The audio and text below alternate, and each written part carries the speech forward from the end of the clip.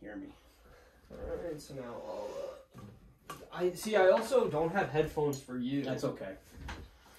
I didn't know how to... Podcast, really, the host just needs them. Okay. Even then, you know, if you're playing music and stuff, but it's always good to get the levels. Okay, yeah. And then if you want to just talk, we'll do check. Yeah, so it's talking. 1, 2, 3, check, check. Check, check. Perfect. Welcome to the Hanson Podcast. I got a haircut the other day. I know, it looks good. Thank you. That's one thing I actually care about is my hair. Really? Yeah, that's it. I love it. It looks great. Alright, so make sure the 48 is on. Alright, we should be good. Alright. You ready to go? Yeah, whenever you are. Alright, let me get this out of the frame. Alright. Pull this back just a little bit. You got a clothing line? Yeah, so I also sell clothes. Nice. So I have designs that are abstract art, like depicting mental illnesses. Okay. And raising awareness for it. Mine would just be like a guy sitting on his couch watching This Is Us, having a breakdown. If you can make one of those abstract, I'll do it. I'll sign it, my signature on it, whatever you need. There you go. That would be awesome. Yeah. All right, you ready? Yep. All right. Hey everyone, welcome back to another episode of the Dark Angel Podcast. Today we are with Anthony Dideminaco. All right, let me start over. It's all right. No one else knows my name in this business. So Anthony Dideminaco, right? Dideminaco. Dideminaco. Yeah. Okay. All right. Sorry. Hey everyone, welcome back to another episode of the Dark Angel Podcast. Today we are with Anthony Dideminaco. What's going on, man? All right, so today we're going to be taking through Anthony's life. He's going to share a story with mental illness and his entire life journey. So if you want to start from the beginning, we'll get into it and take it from there. Sure. So I, grew up like a regular Long Island kid, and I always felt a little different as far as like, never fitting in. And I didn't have friends or anything, but like, I always felt like out of place, like something was different. I belonged somewhere else. Okay. And, I always had a lot of insecurities. Been, overweight my whole life. That definitely played into it. I didn't have like, the notorious B.I.G. confidence where it didn't matter. I wasn't spitting rhymes.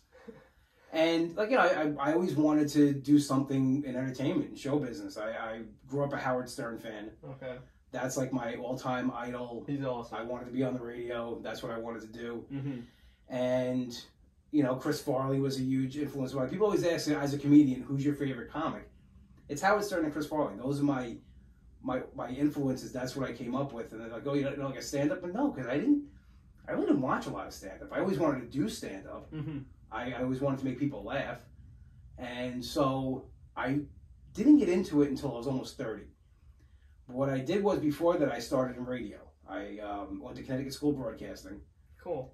And it's like a crash course. So you learn everything in like 3 months. Oh, wow. And they kind of just throw you to the wolves after that. Mm-hmm.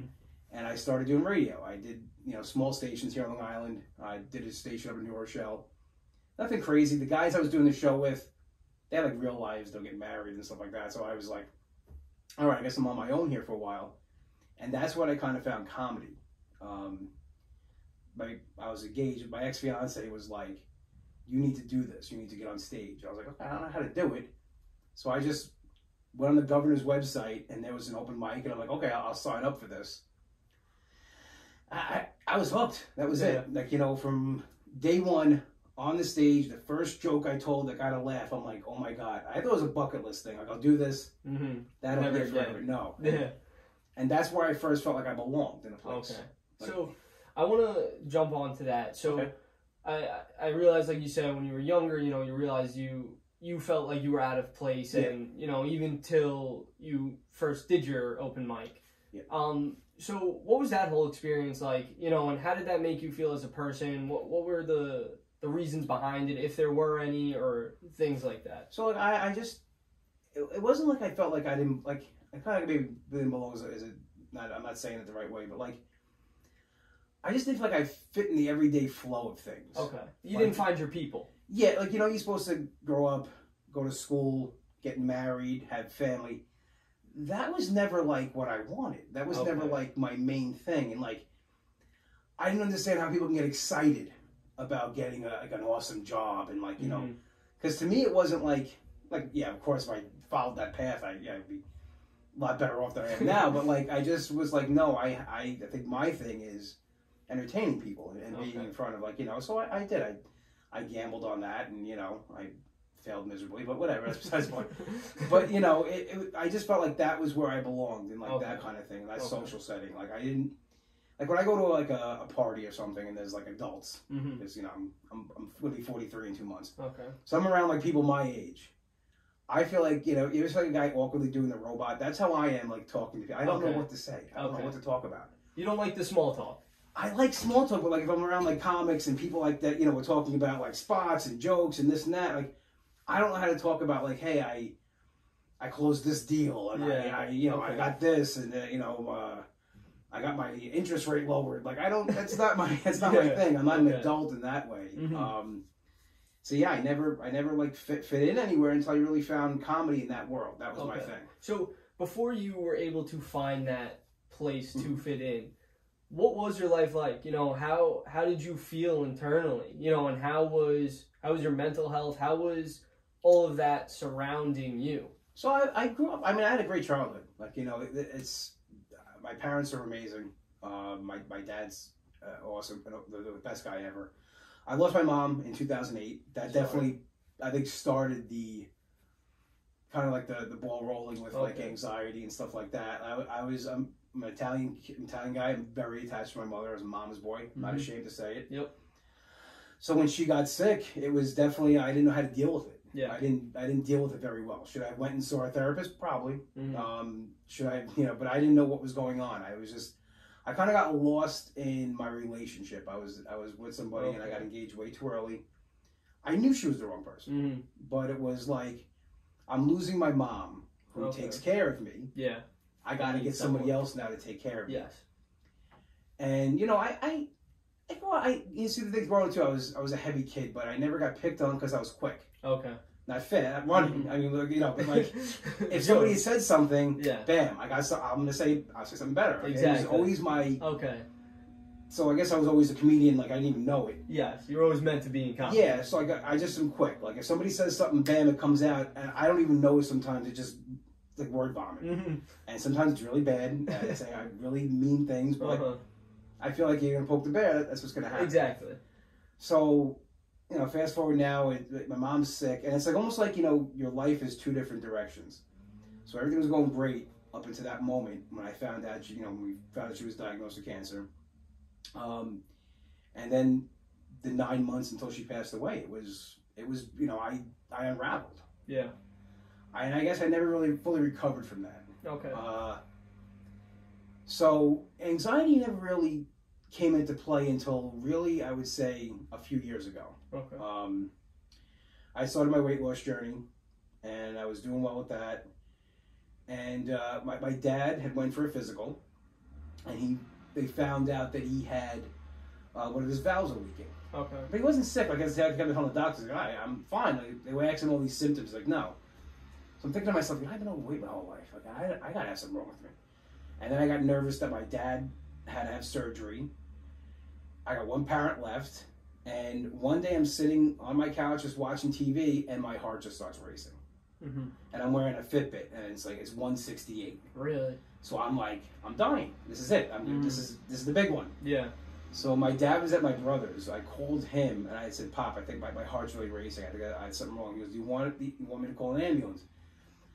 And I guess this is how I should have known I was okay, but like my head, I'm like, I don't want to see him like taking me out of the house. Because every time an ambulance comes in the neighborhood, everybody comes out and watches. Yeah, it's exactly. Like, the person like hanging off for dear life, but everybody's got to come out and look at them. Like no, you know. My sister-in-law's a nurse, so I said I'm going to come there. I could drive. Okay. And it's 2 minutes away. So I went to my brother's house. My sister-in-law took my vitals, and she goes, "You're fine. And she started saying, what's going on? And I started to talk about my dad's surgery, and I just broke down crying. Okay. And he was like, I'm going to be fine, I'm fine. So I'm like, okay. So and I kept on checking my Fitbit because my heart rate was going up. And he goes, take that thing off. Just take it off. So I went home that night. I was still like a little shaky. And I woke up the next morning and it started happening again. Okay. So I said to him, I think I got to go to the hospital. I think something's going on. So he drove me to the hospital. I went to the emergency room. And for anybody who's never gotten into a nightclub before, this is what I think being famous feels like. If you're a big guy and you're like 40 and you walk into an emergency room and you have chest pains, you're gonna get moved to the front of the line. They were like, "Can you walk?" I'm like, "Yes." Like, follow me. They checked me in while they were putting the EKG on me. Like, they were like, "Okay, this guy's about to check out." Like in a movie, it was like you I walked in. I'm like, "What's the matter?" I'm like, I have a little chest discomfort, and like, "Well, how old are you?" Before she's like, "Can you walk?" I'm like, "Yeah." She goes, "Okay, come with me." And literally, they walked me like down the hall. The first bed that was there, they're like, "Get in the bed." Really? They started putting the things on me. Okay. And now, were you panicking during this? Like, what was? I was getting a little nervous. Like, what are they gonna what is gonna happen? So my father knew kind of right away, because my father's in the medical field. He's X-rays, MRIs. He's been around doctors, so he knows a thing or two. Okay. And he knew what was kind of going on at this point. Once like he's seeing the reports coming back, nothing's crazy. But when they took me for my chest X-ray, when I came back, they didn't plug the heart, the pulse monitor back in, right? So it was going like up and down. I said, "Pop, see, look, I'm dying." He goes, "Yeah." He goes in. He goes, "Not plugged in all." He goes, "Look, you're steady, 60, you're fine." And when the doctors came back and everything was, my blood work was great, everything, I was like, okay. And I just calmed down. I was like, "Oh, tonight's Summer." I'm a big wrestling fan. He goes, "SummerSlam." I go like that. "SummerSlam's tonight. I can't wait to go home and watch it." He goes, "Can't wait to go home and watch it." All right. He goes, "Just relax." And it was, my nerves were shaky like a little bit after that, just because it's traumatic for the body, I guess. Yeah. And I just never really thought about it again until I never had any anxiety again until about 2 years ago. Okay. Maybe a year ago. Yeah, it was a year ago. My dad, a year and a half. My dad had found out he had prostate cancer. Really? Not bad. Okay. See, he worked, like he said, he worked MRIs, CAT scans, and so they got a new MRI machine at work. And most of the women in the office were, there's mostly women in the office, and they were just testing it out. So the doctor said, "Tony," I said, "I need to do a prostate for the test." He goes, "You want to get in there?" What are the chances of that? It's crazy, right? That's nuts. And when the doctor got in, he goes, "I saw a little something." He goes, "Just please go get it checked out." And it was so small, but it's still scary. Like, you think about it. Yeah, yeah. He went for his treatment. He's fine. Okay, amazing. But while he was going, after we found out, I remember it was my niece's birthday. It was February 5th, 2021. Okay. I'm at work, and that day I felt it like my dad was going to the doctor that day, and I guess I was thinking about it. It's weird though. I was thinking about it, but I wasn't thinking about it. It was just like, it was in the back of your mind. Back of my mind, and I'm getting like shaky. And I'm at work, and I'm texting my ex at the time, which is never a good thing. I guess I brought it on too. We'll get into that a little later. And I'm telling her, I said, I don't feel right. I think that there's something wrong. She goes, "Why don't you just go get checked out or something?" I'm like, I said, "I'll be okay." And before I knew it, it's the same thing. I felt like I couldn't breathe. And I said to my office manager, like, "Marianne, I can't breathe." She goes, "What?" She comes running in. They call the fire department. Okay. They come in, and then by that time, like, I'd started to calm down a little bit. I was doing like deep breathing and took my Fitbit off once again. That's always a culprit. And when they came in, they put the blood pressure thing on me. And he's like, "Your blood pressure's better than mine, and you're mid-panic attack. You're fine." Like, he started asking me questions too. He goes, "Do you have arm pain?" I go, "No." And he goes, "Are your fingers tingling?" And they were. And now I'm like scared to answer because I'm thinking, and I'm like, "Yes, my fingers are tingling." He goes, "Okay, that's anxiety." Oh, and it's good that I knew that, because now when it happens, I kind of know the signs. Okay, which is good. Yeah, very good. It happened yesterday. I actually had a small panic attack yesterday. Really? And we'll get into that. Yeah. So, and I dealt with it since then. It's been more, and I've had more stresses since, it goes back to my weight loss, and I put weight back on. Okay. I at one point was down over 200 pounds. Wow. I put about half of that back on. Wow. Which is still awesome, though. That's still it is, really but I mean, I was awesome. I was in the zone. Yeah, and I let something get to me. Okay. Women are my downfall. Okay. Not that I'm good with them, but like usually something happens when when I meet somebody, it didn't work out, and that's when the whole thing started snowballing. Okay. And started with so this past year, I think was or a year and a half, my anxiety's probably been the worst that it's ever been. People Yeah, and it's nothing to do with people go with the pandemic. No, I was fine during the pandemic. I was fine. Yeah. It's when this relationship kind of went, became, non-existent. Okay. That it was like, okay, I started like spiraling a little bit, where I stress more and things like that, and I never deal with change either. Okay. So any kind of change, I get that. I'm the same way. so like you know, like I was talking to you before, we were talking about the studio setup. Mm-hmm. So yeah, I you know, like most Italians on Long Island, I lived in the bottom part of my dad's house. I rented from him, and that was my childhood home. I grew up there. Oh, okay. Only 1 year of my life I didn't live there when Wow. I lived with my ex-fiance. Okay. Okay. And that apartment was, my grandparents lived there. My brother and his wife lived there before they had kids. Wow. Like, it was just, that's where you know, family that's lived. your comfort. Yeah. So that, you know, that house, you know, and like I said before, I had a great childhood and a lot of great memories, and my mom's tied up into that. So my dad retired. He's going to sell the house. That was always the plan. You know, saying goodbye to the house was tough. It was almost like saying goodbye to a family member. Yeah, I can imagine. Because then my dad's cleaning out the house. It's 43 years of pictures and letters and things, and started finding stuff from my mom, and so it kind of brought it on more. And like, yeah, it's been, you know, that kind of stuff was hard, adjusting to a new place. Yeah. Like I said, I don't do things like an adult does things. I don't handle change very well. Okay. And so that, to me, where more like my anxiety comes from. Okay. And now, those first 2 panic attacks, did you even realize at the time that they were panic attacks? No, I thought I was having a heart attack. Okay. I thought I was dying. So now, like, looking back at it now, like, what's your thought on those past experiences?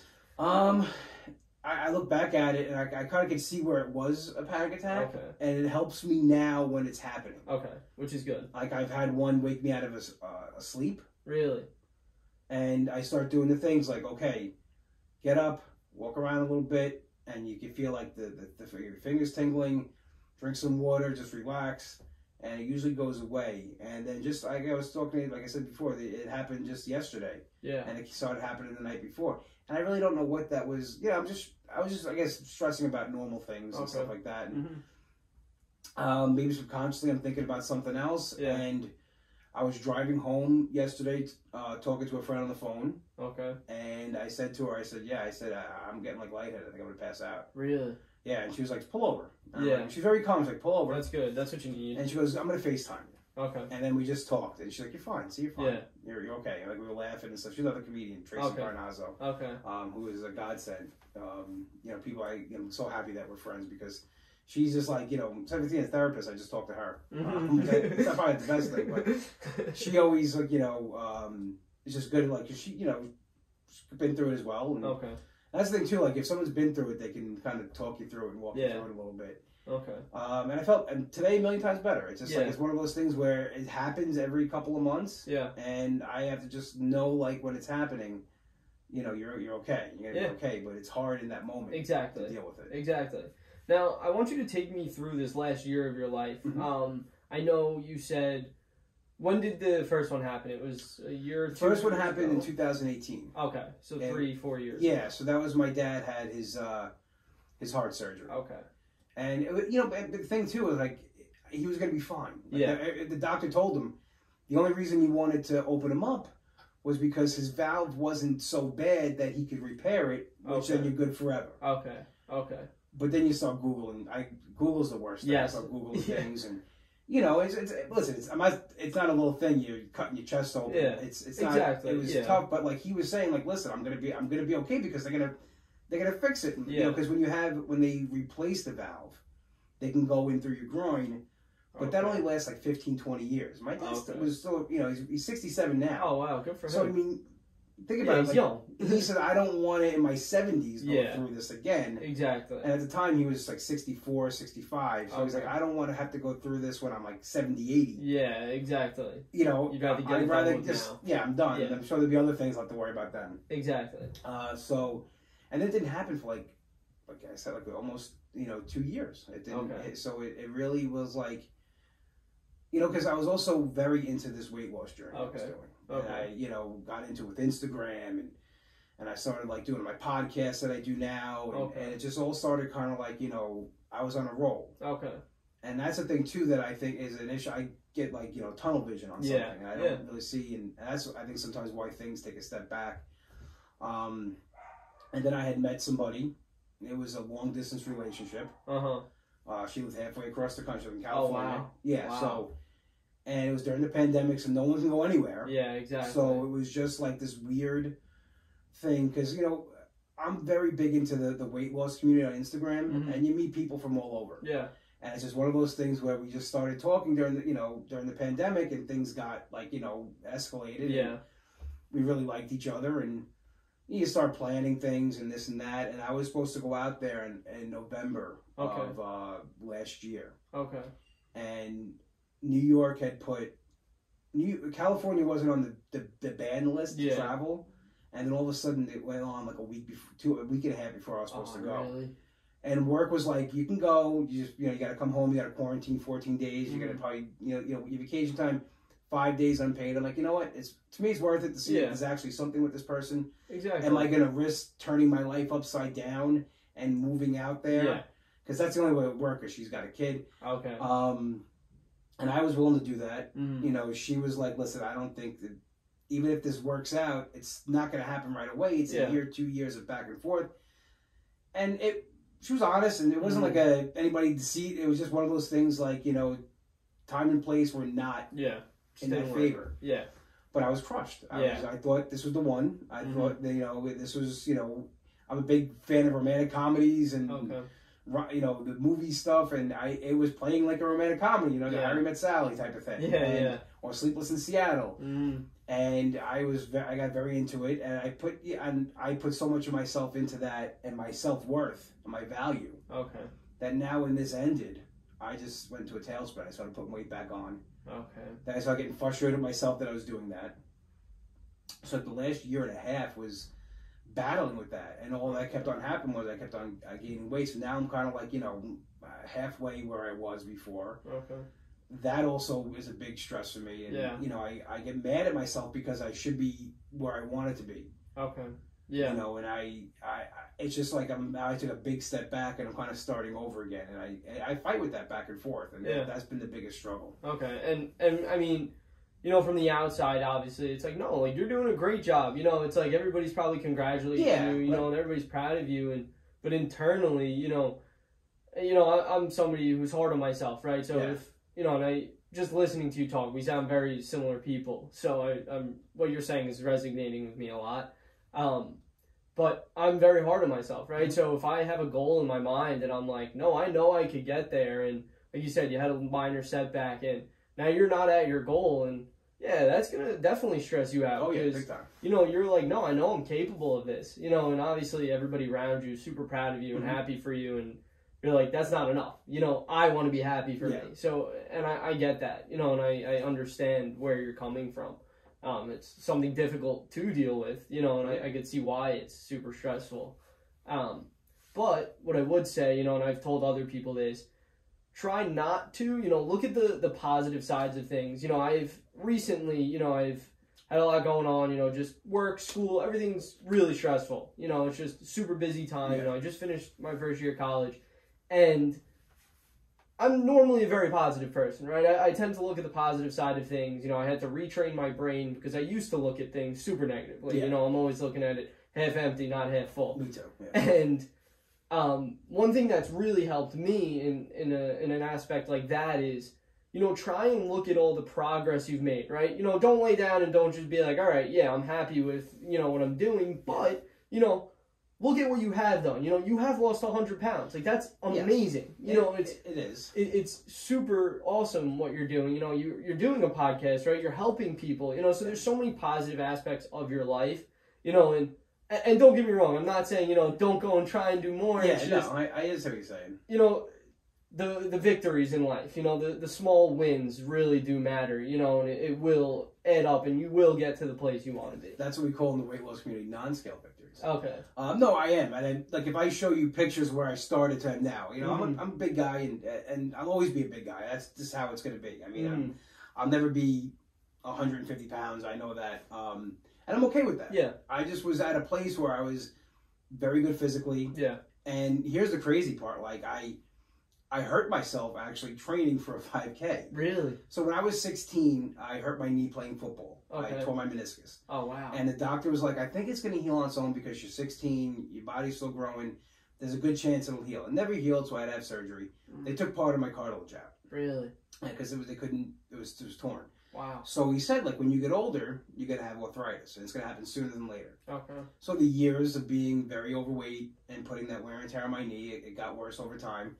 So you had John Ziegler on, who's a very good friend of mine, and he was a personal trainer. Yeah. So I was telling him, I said, I think I'm going to, because I was at the point where I was down over 200 pounds. I'm like, I want to run this 5K. He goes, horrible idea. He goes, it's a horrible idea. He goes, just walk it. He goes, that's going to be tremendous strain on your knee that you already have a bad knee. Okay. He goes, don't tax it. He goes, so I was like, okay, I'm not going to run it. But then I started thinking to myself, okay, the 5K is on mostly cement where I'm going. Where I was walking, I walked at Preserve, Norman J. Levy Preserve in Merrick. Okay. It's outdoor. It's gravel. It's grass. I'm like, I should start walking on concrete now to get used to it. Yeah. So this is about 2 weeks now into my training. I go out for my walk. I'm about a minute in, and my knee just buckles. Oh, no. So I go to the doctor, and I was explaining how she goes, oh, yeah, she goes, concrete's the worst for your knee. She goes, you should never walk on concrete. I always walk on the game. I'm like, yeah, but I'm doing a 5K. She goes, I didn't say the same, but like, yeah. So it was an arthritic flare-up. Okay. And I saw the picture of my knee, and there's still some space there, but they said eventually you're going to need a knee. Oh, really? And I kind of told her my history, and she goes, so you knew that already, that's what was going to happen. She goes, but it's not now. You need it. Yeah. So like that was, and I remember like I fought through that. I couldn't walk really that well. I had to have gel shots into my knee, really? Cortisone shot, and so I started like doing the arm bike. Like I fought, like I think about that and where I am now, and I'm trying to get back to that. Yeah. Where like I can't rest on. I just lost 100 pounds. That was great because on the way down, it's much better than when you're on the way up. Yes. Yeah. So I feel horrible right now as opposed to when I was down 100 pounds. What I was doing because I'm not really doing. It's just going the opposite direction. Okay. But I am happy that yes, I did take that weight off, and if I could put a side by side picture, and I'm happy about that. Yeah. I do the face-to-face Friday pictures. I'm happy with that because it is a big difference. Yeah. It's it's a big difference, and I know I can get back there again. Mm-hmm. And you will. It's just putting the work in. Exactly. Yeah. Exactly.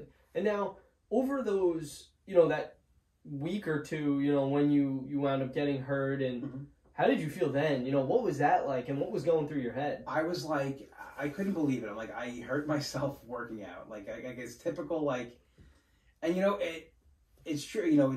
These things happen. I've done this to myself twice. Okay. I should have never been training for the 5K like that. I should have just went for my walk. So I do Weight Watchers WW. Okay. And it was a WW event. The CEO was going to be there. Oh wow. For my brand at the time, it was a big thing. And when I still went down, I went to support everybody, and it wasn't. The CEO knew who I was, and that's cool. We had conversations. I've done some things with them, but like people listen to my podcast, they knew about it. It was a really fun day. Cool. Yeah, it was a lot of fun. That's awesome. And John was right, and he was right again. I wanted to do 75 hard last year. Okay. To kind of kick myself back in. And I'm like, it's 2 a days. And Jimmy goes, how do you go like 1 a day? Like, how do you go 2 times during the week? I can just hear him saying that. Yeah, for 2 a days. He goes, it's 1 a day. Like, you haven't done 1 a day. I'm like, all right. So I made my own version of it. I called it 75 on. Okay. So it's 75 days still, but it's 1 workout a day. No limit, just whatever you can get in. And it's kind of not as strict. Yeah. And I hurt myself doing that. Really? It was too much. It was because I went from doing I stopped doing stuff for a couple of months, and I went right into it again. So I have to find like a happy medium with that. Yeah. So that's what I'm going to try to do now, because it's I'm going to be 43 in 2 months. Mm-hmm. I do have a bad back. I was in a car accident when I was 23. Really? I have 3 bulging discs in my back. Wow. And my bad knee. So it's just I do have as you get older, that's things do happen. Yeah. You get some injuries, but everything was feeling better. Now that I put some weight back on, my knee bothers me, my back bothers me more. So yeah, I want to get back down to where that was okay. Okay. Yeah, no, and I totally get that. Yeah. Now, looking back into your past, has there been anything where, now looking back, you're like, oh wow, that may have been anxiety, or that may have been a depressive state, things like that? Yeah, you can go back to the whole time my mom was sick. Yeah. She wrote me a letter and was like, you gotta step up, and you gotta take care of yourself and do things like that. But I didn't want to hear nothing during that time. Okay. And I was just in a fog. Yeah. And it was definitely anxiety, depression. And then what was weird was when my mom died, I was okay. Okay. Like, everybody was nervous. Like, my fiance at the time was like, she said to my cousin, she's like, he's taking this way too well. Yeah. And I went right back to work. Really? And I'm like, yeah. I was like, I'm going back to work. Okay. I'm going to put it out of my mind, whatever. And I used to sell phones at the time. I was working for AT&T. Okay. And a customer had called about a charge on their account. Now, we weren't at a corporate store. It was a privately owned store, so I couldn't change it. I was trying to explain to her what she had to do to get this taken care of. And she starts going off like, my mom, I was taking care of my mother. My mother was sick. She goes, you have no idea what that's like to see your mother go through cancer and have to deal with that. And I said to her, I said, ma'am, I know exactly where you're coming from. And I was trying to be very sympathetic. Yeah. And she's like, no, you don't. You didn't do anything. You just let your mother die. And she hung up the phone. I hung up the phone. I just slammed the phone down, and it came over me like anger and like just like I couldn't breathe. And I just Yeah, I couldn't. I just started shaking. Wow. I went into the back. I put my fist to the wall. Really? Like one shot. Yeah, I don't blame you. And I didn't realize I did. And I just went and I just broke down in the bathroom where the people next door, the store next door, came in to see if everything was okay because they heard me crying. And I wasn't just crying. I was like, I was breaking down. That's terrible. And this was like the first time, I guess, that maybe I was dealing with it. Yeah. And it was just like, I couldn't believe this person said that to me. How do you say that to a person? Seriously. So it was like, that's when then it started from there. Like, like I'm like, okay, she's gone. And I just, nothing was the same since then. Like, and it had, I still to this day is an open wound. Yeah, I can imagine. That I don't deal with people saying things about it, like, or like, mom jokes or stuff like that. Yeah. I give everybody a pass, and then after that, it's open season. Yeah, exactly. Then the comedian comes out. Yes. But it's just, and that was really when I started dealing with it then, and I didn't know it was anxiety. I didn't know what it was. Okay. But yeah, I didn't want to get out of bed. I didn't want to shave. I didn't want to cut my hair. Yeah. Like I went, and for me, you go out with a haircut is not. I get it every 2 weeks. I get a haircut. Okay. My hair is one thing I'm very meticulous over. I don't know how I got that way, but like I let my hair go. I had a weird beard. Because my hair grows in patchy and weird. Really? Yeah, it's disgusting. I did No Shave November last year with a guy at work, and my brother was like, "You can't do this ever again. It's just never gonna happen."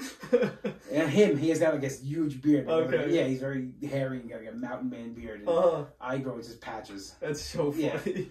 Yeah. So I let myself go, and my relationship suffered. Okay. Not that it would have worked out anyway, but it didn't help. Yeah. And that I wasn't so much at that time was anxiety, it was anger. Okay. Where I didn't know how to channel it, and it just came out. I remember, like I said, this person I was with was the Capitol Pitts, and I shouldn't have been with her. And we fought all the time, and one time she hung up and I took my cell phone and I just threw it against the dresser, went to a million pieces. Like I punched my rearview mirror off the car. I did. And the day we broke up, I put my fist to the wall because it was like I didn't know what to do with this, this rage, this and everything, and it was crazy when we broke up. And I came back home, and once the shock of it wore off, I didn't have anger anymore. I don't have anger issues. It was just I channeled it through that, and I could still get like certain things get me, but I didn't know how to channel. I was just dealing with a lot of stuff at once. Yeah, my mom not being there. Bad relationship, and part of the reason I got engaged was because in my head I'm like, I want my mother to see maybe a wedding or a grandchild, and like this crazy stuff, and it was just not. I wasn't thinking clearly, and it wasn't what you really wanted. No, I didn't. Well, I didn't want it with her. No. Yeah. Okay. No, and now, did you throw yourself into things at this time, to kind of avoid? Like, were you doing comedy extra now, or were you going to the gym a crazy amount? So this is when I started comedy. Was around this time, 2010. Okay. So. She had got me to sign up for the open mic. Okay. And I talk about being a fan of movies, and one night my life really went in two different directions. So I went and did the open mic at Governor's, and afterwards I went back to the apartment, and she went and cheated on me. Really? And I found out about a week later. Wow. And I said to myself, I'm never doing comedy. I associated it with something she wanted me to do. Yeah. And my father was like, nope, you're going to do comedy. He goes, when's the next open mic? And I go, there's supposed to be one tonight in Huntington. I'm signed up for. He goes, okay. He goes, I'm gonna take it. And like I said, my friends were going to come, we're going to watch it. Mm-hmm. And since that day, because this is what comedy did for me at my lowest point. Yeah. It made me feel like $1 million. Really? And I felt great. Yeah. And I'm like, I want to do this every day. Yeah. And it was just like, and then I hit the ground running. And it was like that until like the pandemic started. Like it was like full force. Wow. So that's amazing, you know, like, because you could have easily let those two things, you know, coincide with each other, and you could have let it, you know, I'm not doing this, and I'm never seeing her again, you know, and instead, you know, it's nice you had your dad to really push you through that. Yeah, he's the best. I mean, he's the dad that was at every Little League game. Yeah. I threw shot put in high school horribly, but he came to every track meet. Yeah. Whatever we do, he's there. Okay. That's both be my brother. That's and awesome. now he's like that with the grandkids. My brother's kids. My brother's got 3 kids. He's got 2 boys and a girl, and he's like the same way. Like that's he's awesome. the most supportive. Like the other comics were jealous. Like your dad comes to like every show. Yeah. He goes, we're horrible. Because we knew. I'm like, yeah, he says these bad jokes of mine every time, and like he just will come. He's very supportive, and he wants to be there. He wants to support his kids and his grandkids, and it's just like, you know, it's like I say, I'm very lucky. I have a great family, an amazing support system, friends, you know. So sometimes I feel like guilty for having these issues because I feel like that happened. Like, you know, my mom passed away. It's very tragic, but like. I know people that like these parents are divorced, or you know, things really happen, like trauma happened as a child. Like, you know, the worst thing for me is that, you know, my grandmother threw out the lasagna before I had the last piece. Like, that was like the worst thing that ever happened. But like, you know, so sometimes I feel guilty over having this because I feel like there's nothing that caused it. Yeah. It's just, you know, the way I'm wired. Okay. Yeah, and you know, I've honestly fought with the same stuff. You know, I've grown up with super supportive parents, you know, super loving family, you know, it's like, what could possibly go wrong, you know, and it's like you said, you have that guilt in you almost, and you're like, for what, you know, because I've battled with myself with that exact same question, you know, and the way I kind of see it is just, look, our brains are wired differently, you know, it's not something we can really control, and, you know, we shouldn't have it worse on us, you know, just because of our situation. You know, we're blessed to have it like that, and we should be appreciative for that stuff, you know, and the other stuff going on in our head, you know, it's something we just have to, we live with, you know, and it's almost like a good thing that I guess we had that support. So imagine if we did have it. Exactly. I'm thinking that in my head, like, well, what if I did have it? Yeah, exactly. You know, in all seriousness, like, I asked the exact same question, you know, so if you want to finish with this last year of your life, you know, take us through it, and then we'll continue. So I guess we'll go back to the last year. Was really just like gearing up for moving out and moving on with my, you know, the next chapter, so to speak. Like I'm so proud of my father. Like he worked his whole life. Like I'm so happy for him. Like he sold his house. He lives at my brother's got turned his apartment into a garage. Okay. My father lives there. It's like a nice little cottage, and like that's awesome. Yeah, so he's enjoying his retirement. He's with the grandkids every day, and like I never would. I was always like, yeah, he deserves that. But then I'm like, okay, at the same time, now I have to find a place to live. And it just so happened that like my neighbor owned a house where his kid lived. That the apartment upstairs was free. Oh, awesome! So everything worked out great. And now, how was that transition? You know, because I know you said you don't like change. So how did that? It was crazy, like looking for an apartment. Yeah, like that whole thing. Like the last year was like getting over what happened with the long distance thing, putting weight back on, and kind of finding another identity. Like even my podcast name changed. Really? Like it originally was called the WW Bro Podcast. There's a guy in WW. It's a popular hashtag, WW Bros. It's kind of like there's not a lot of guys in the community. Yeah. And my podcast, even before I kind of started like putting weight back on and stuff, it kind of go in a different direction. It was more dealing with overall wellness and like, you know, tackling, you know, these anxiety issues I was having, and I wanted to have different kind of guests on, and it was more than just weight loss. So I changed the name to keep moving forward. Okay. I love that. That's awesome. Well, yeah, because it's something I always wrote in my Instagram post. Okay. It's always, hey, you just got to keep moving forward, because I have to tell myself that. Okay. Because I will dwell in the past. Yeah. I will like turn around and look at the past and like want to live in that moment. Okay. And absorb all the suckiness from the situation. So I have to tell myself, no, just keep going. Yeah. My father always said to me, he goes, you know, time's going to happen anyway. Yeah. You know, what are you going to do with it? Exactly. He goes, you know, this time's going to go by. You have to make the most of it. So I like that. Yeah, so I got to keep moving forward. So I changed the name of the podcast. And then I started looking for an apartment, and I don't know how people do it. Like the people that move every year. I never want to move again. I mean, they have got to knock this house down and get me out of it. Yeah. I don't ever want to move again. You know, I had people tell me like the house quiets at 9 o'clock. So I was like, what does that mean? The house quiets at 9 o'clock. Well, you know, we go to bed at that time.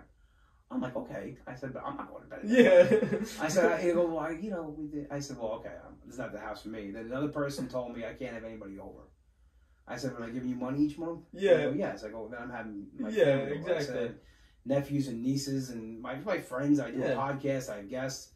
So that wasn't a place. And I was really, I was like, I don't know where I'm going to live. And then that kind of was stressing out because my dad's house sold in 2 days. Really? Wow. It was in October. Okay. Right. When everything was selling. Everything was selling. Yep. It was underpriced because, you know, he knew some things had to be done to it that he wasn't going to do. So he's like, I'll put it less, whatever. You know, I bought the house for X amount in 79. I'm going to walk. He walked away with a huge profit. You know, so that's awesome. Yeah, I mean, it's like I hope everybody has this where you know you buy your house at a certain price and then 43 years later you can sell it and you can be okay. You can retire. I mean, that's the American dream almost. Exactly. So yeah, I mean they had that open house that weekend and he got like 25 offers. Wow. And it was like he's like, okay, I'm gonna pick one. So I was like, okay, I got to get on this and I got to find a place, and I did. And then like it was crazy because he sold it in October, but like with the closing and everything, they didn't take it over until March. Oh wow! So that kind of delayed. Okay. The house was still there. I could still go to the house. Mm-hmm. I still didn't take everything out of it. It was still like there. And then he said, okay, you know, after this day, I got to take everything to the dump.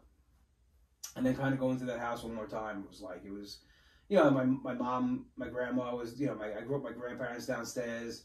You know, that house was, my mother ruled that house. That was, you know, it was, as she said, it's Lydia land. It was like your last piece of her. Almost. Yeah, she was, you know, and because, you know, she was a smoker, my mom. Mm-hmm. And like if she was done eating, she would light a cigarette. Mm-hmm. And I'm like, Ma, I'm still eating. She goes, well, this is Lydia land. She goes, don't like it? There's a door. You know, it's like, you know, my mother was, you know, she was no nonsense. Okay.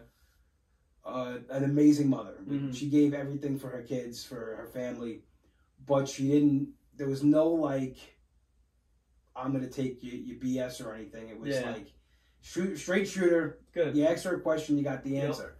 So that was always her response. Like, well, it's Lydia land. You know, how do you get out? You know? So that was hard too when she got sick because like they did everything for us. Yeah.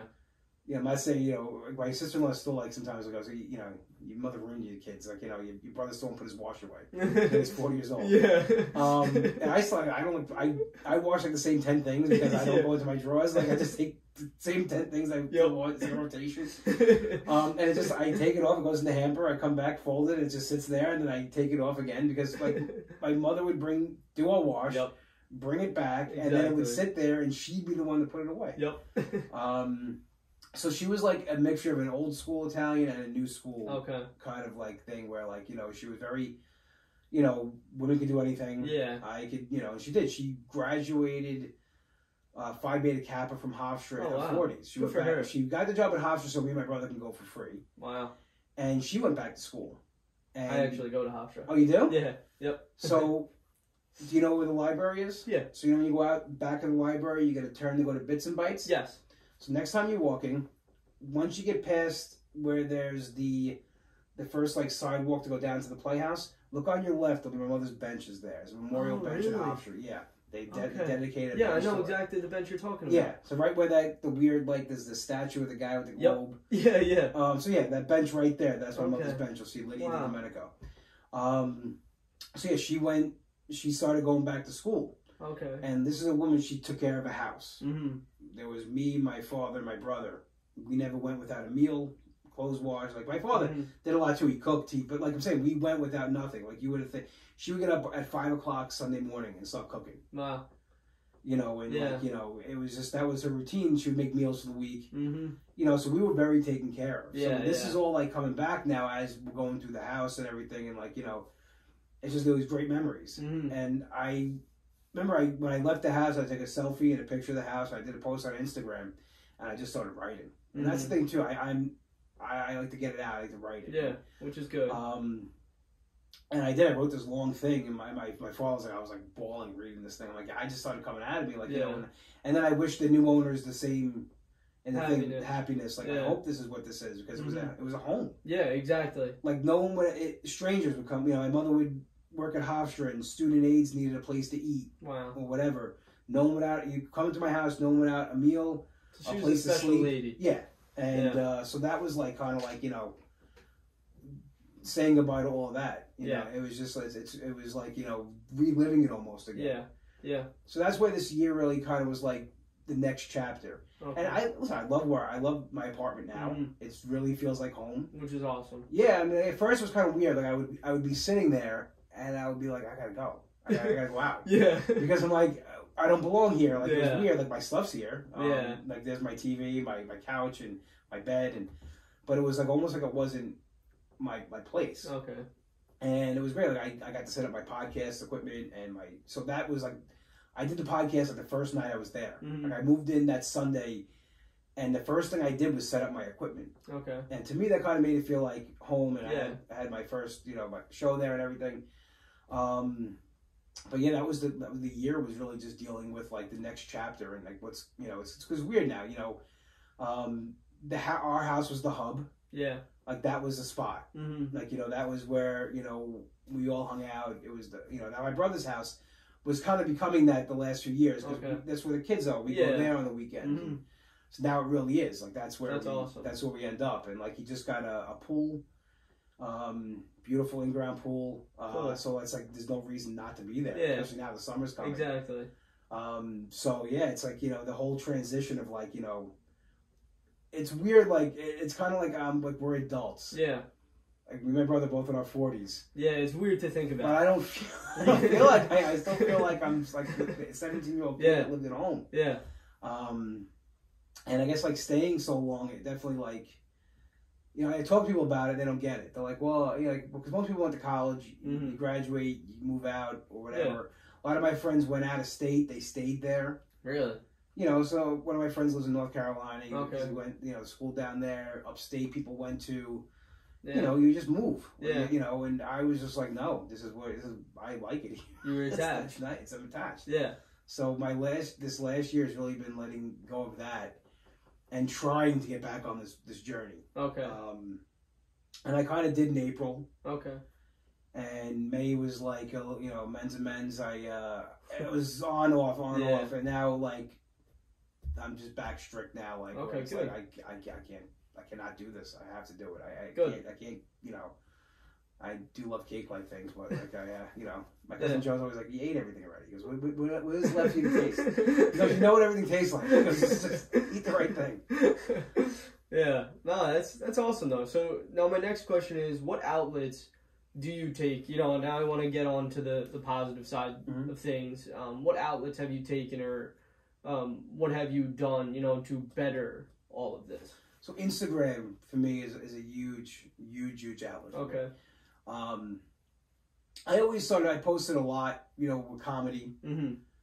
And I had I had an okay following. No one really cares we get doing comedy. I mean, everybody's like, I want to come see an extra, but no one cares. So when I started doing my weight loss journey, I was like, I'm going to use this as a positive outlet to really keep me accountable. Okay. And like post my success. And my following started growing. Really? And then my sister-in-law was like, you should follow this person. And she's on WW. And, you know, you can get some ideas and stuff, things to cook or whatever. And I saw they were doing a beach meetup. Okay. WW beach meetup. Like, oh, that sounds like fun. Yeah. I'll go down there and see people. So I RSVP'd, and I was in the group chat. And I'm like, I'm the only guy in this group chat. Really? I'm like, it's going to be weird showing up to the beach. I showed up, it was 25 women and me. Wow. Yeah, great odds. But like, I met these people that I kind of followed some of them, but I met a couple of people that are like family now. That's awesome. And like, because we're all in the same boat. Yeah. And I really got immersed in Instagram and the weight loss community, and that's been such a positive, because like, I find out like, you know, everybody these last couple of years or so was struggling. Yeah. And you put it out there, and the feedback you get is great. And it helps you stay positive. Definitely. Especially when you hear from other people. Yeah. Yep. my podcast has been a very positive place for me to go and talk on it. And comedy slowed down for me the last couple of years. Okay. When the pandemic happened, I refused to do Zoom shows. Yeah, I understand. I was like, I'm not doing this. Yeah. I'm not going to go through with that. So like bookers that were booking Zoom shows now book the comedy clubs, and I've been kind of out of sight, out of mind for a couple of years. Yeah. I still do shows when they come up, Mm-hmm. but I really just do shows that to me are fun. Yeah. That I'm doing with friends and stuff like that. I don't perform with local clubs anymore. Okay. I stopped that before the pandemic. I Okay. wasn't just like a fan of what was going on down there, Mm-hmm. and took myself out of the equation. But that's actually where I was very stressed. Really? Stress, yeah. I just didn't like what was going on down there, and I almost quit. Really? I was like, I'm not going to be stressed out every time Yeah. I do this. I'm not going to go down and watch amateurs try to do something the professionals are supposed to be doing. Yeah. Because the thing, I take comedy very seriously. Okay. And I took it very, because I sacrificed, at the time, 10 years of my life into it. Yeah. Yeah. Every job I took, what's this going to be like with my flexibility with comedy? Every decision I made from March 31st, 2010 on, everything was how's comedy going to fit into this, and how can I deal with that? So the job I have now, I took not because it was like, not because it was the best paying job. I've done well there. I've made myself an asset, but it was because it was so flexible with comedy. Yeah. And on my interview, that's all we talked about. Really? Because I lost a job once because I said I was a comedian. I didn't say I was a comedian. They Googled me. Oh, okay. And they're like, well, you weren't honest with us. I'm like, well, why do you have to work? What do you care? Yeah, exactly. Like, why don't you do when you go home? Like, what do you do? Let me see what you do. I got a little aggravated at the interview. Like you sound like,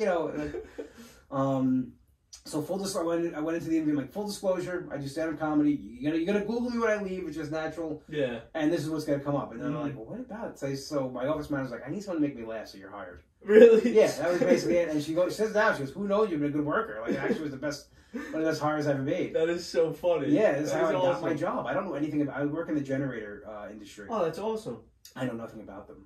I run the service department. Okay, cool. I'm mechanical. Okay, cool. I'm just good at scheduling and all that stuff like that. So, yeah, I kind of learn on the go. But like, I don't like these mechanics call me to tell me things. I'm like, I don't know what that is. It's like tell me unicorns and they're poking holes in it. Yeah. I don't know. I mean, I have to say, I'm like, okay, we got to fix that. Yeah. Yeah, that's a good point. Yeah, I concur. Yeah. So like when I see things that aren't respecting comedy, yeah, it makes me very angry. Okay. And that's why I kind of back away because I know I'm not putting 100% into it right now. Yeah. I'm not trying to get anything. I'm not trying to, people who are doing the work should get reap those rewards. Yeah. And this started going on, and I was like, I gotta get out of here. And I remember my last show, I did because my brother's partner at work. My brother owns a deli. Okay. And his partner's kid was it was a fundraiser for his baseball team, and they asked me to be on. I'm like, that's it. And then I was done. Really? Yeah. And wow. I walked out of there, and I've only been back twice. Wow. And John Zieg was the reason for both of them. The first show they had for him when he was diagnosed. Mm-hmm. And then I went back for his recording of the special. Okay. And that was it. Yeah. I don't ever plan on stepping foot in those places again. Wow. That's actually the first time I actually talked about it, like openly and mentioned the places. Yeah. Yeah. It's that's awesome. Yeah. For you. Yeah. And it's I tried. A headliner requested that I be his feature. Oh, really? Wow. And they ignored it. My nephew's baseball team. This is kind of the fun. My nephew's baseball team was doing a fundraiser there, and they said, like, Lucas's uncle does comedy. We'd like him to be on the show because it's and they didn't ask me, so I was like, you know what? Really? I'm not doing it. I'm done. Good for you. Yeah. I mean, put your foot down. I would do the same. Yeah, thing. I mean, I have because and then I don't want to go to the city. Yeah, I'm not a fan of the city. I hear you. So now I get the show. My shows come up. I take them and. Maybe I'll get the itch again to but right now my focus is my podcast and getting my wellness journey back on track. That's really where I'm putting everything into. Which is awesome. Yeah. That's really good for you. Is there anything else you would like to touch on before we close out? Yeah, I just because I felt like there was no hope for a while. So if anybody's just listening and you're thinking the situation you're in, there's no way out of it, there's a way, you know, and just reach out. I mean, try to find somebody in the same interest that you're in. Like, you know, I found this Instagram community with weight loss, and it's probably, look at hashtags, it's probably anything you're into or you're struggling with, there's a group out there for it. Don't be afraid to get involved in it. And it really, to me, that was the best thing, because it opened, you know, not just because I was doing WW. The friends I really made in this community were from other avenues, you know, and it's just amazing, these people that, you know, I can turn to that know my struggle and know what I'm going through so far. I might just say, you know, just find somebody or a group that's similar and just reach out, you know, because it's not set in stone where you are now. You can change that. Yeah. And, you know, you can make it better. That's the one thing I can say, to just, you're not stuck in the situation you are now, no matter how hopeless it may seem. That's awesome. That's great advice. And seriously, I think anybody who is listening, you really should take that to heart, because it can help you, you know, in so many different ways. Is there any other advice that you'd like to give or anything? What kind of same thing? If you ever wanted to do something, just do it. Life is short. It's kind of the reason why I did comedy for the first time. Okay. I wanted to do it since I was a kid. Mm-hmm. Here's a kind of if it happened now, I'd be a millionaire. Because I could have sued them. So I grew up in the 80s. I'm 43, so I grew up in the 80s and 90s. So I was 8 years old. It was like 1987, and my parents sent us like a day camp because they worked, and so I saw the movie Roxanne with Steve Martin. If you never saw it, watch it. It's an awesome movie. And so there's this, he's got like the big nose. It's kind of like Cyrano. Mm-hmm. It's a play on that. Okay. And somebody walked by and said, "Hey, big nose." And this is kind of, you know, I kind of like connected with it, because if somebody made like a fat joke about me, I had something like, you know, better than that. Mm-hmm. And he said, like, "That's all you got?" And he's like, he threw a dart and hit 20. Like, you got to do 20 something. And he did, like 20 jokes. I'm like, I want to tell jokes. So I told, we had a talent show coming up at the camp, and I said to the counselor, I said, I want to do the talent show. I want to tell jokes. And he goes, "Nah, I got a better idea. I'm going to take you and those two other little fat kids, and I'm going to make you dance to Chubby Checker and the Fat Boys." Yeah. The Fat Boys had done a cover of The Twist, and he goes, "You guys are just going to dance to that." So they put us up there. They played the song. We were doing the Twist. Yeah, we were doing the Twist. I'm looking down, and I don't know if you've ever seen Def Comedy Jam, where like people like jumping over each other laughing. I've never killed this hard on stage before. To this day, this is the hardest I've ever seen. These counselors were literally rolling on the floor laughing at us. Like, this is like, I'm like, if this was now, yeah, they would go to jail. I would have been a millionaire. I would have sued the camp. I would have set for life. Like, and I never, like, I thought about it, like, and I never did comedy. I never, like, even like in my 20s, I remember I was seeing this girl. I'm like, I want to do comedy. She's like, "Oh yeah, you should sign up." I'm like, I don't know, I can never get on stage. And then when my mother passed away, I started thinking, like, life's short. She was 52 when she died. Yeah. Oh, wow. You know, and wow. And she wanted to do something, she did it. Yeah. She wanted to go back to school, she did it. Yeah, you know, she wanted to advance in her career, she did it. And nothing came easy. She had a bad childhood, rough childhood. Her parents weren't there. Really? So everything she wanted, she worked for. Everything she had, she worked for and got herself. And I was thinking to myself one day, I was at work, and I texted my dad. I said, "I'm going to do stand-up comedy." And he's like, "Better you than me." he's like, "All right, whatever you do, let me know." And that's where and it took me almost a year from when I decided to do it. And to me, it was the best decision I ever made. So if you feel like there's something you want to try, just go try. And what's the worst that's going to happen? Exactly. What if I did horrible that night? At least I said I got on stage and I did it. Yes. You know, I think living with regret is way worse than saying, "Okay, I tried and I fell on my face." Exactly. You know, and there's other things and comedy has also taught me how to deal with rejection like that. Yeah. Because in show business, it's all it is. Yep. You know, it's just you throw it up against the wall. Hopefully, something sticks. Exactly. You know, I've had things that a couple of reality show things that have really panned out. You know, someone says, "Oh, I'm doing this. I have your idea for you to be in it, or this and that." Mm-hmm. Nothing ever comes of it, but it's still like, you try, you put yourself out there. So really, if you're sitting there, you're listening to this, and you're like, I wanted to start a podcast. I want to do this. Just do it. Do it. Yep. Just try it. And what's the worst that can happen? Exactly. And it's so funny. Like, it's like robbing a bank. Don't rob a bank. But, yeah.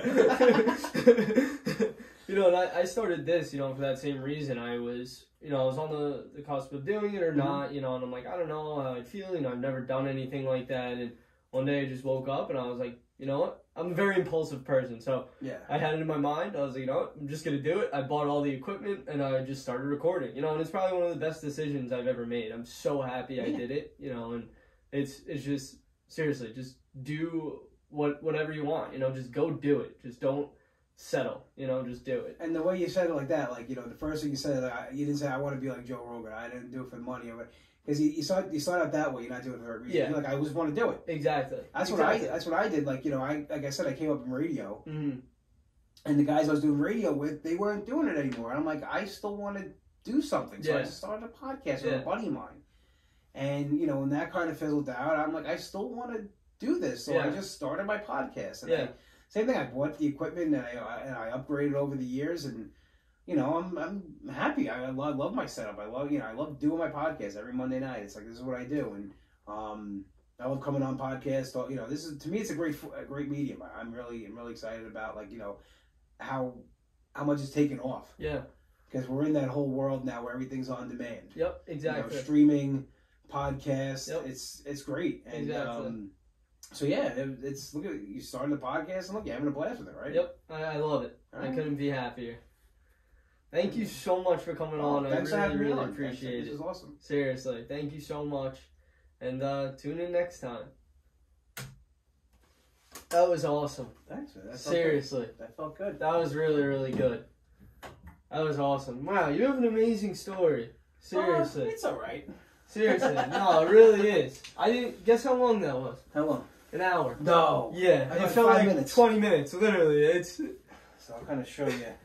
So how did you, like, when you started your podcast, you started it with someone else? Yeah, so I did it with a comedian buddy of mine, Bill Morales. Okay. And it was just shooting the shit, man. Okay. Just like coming in and just like kind of like a Howard Stern type.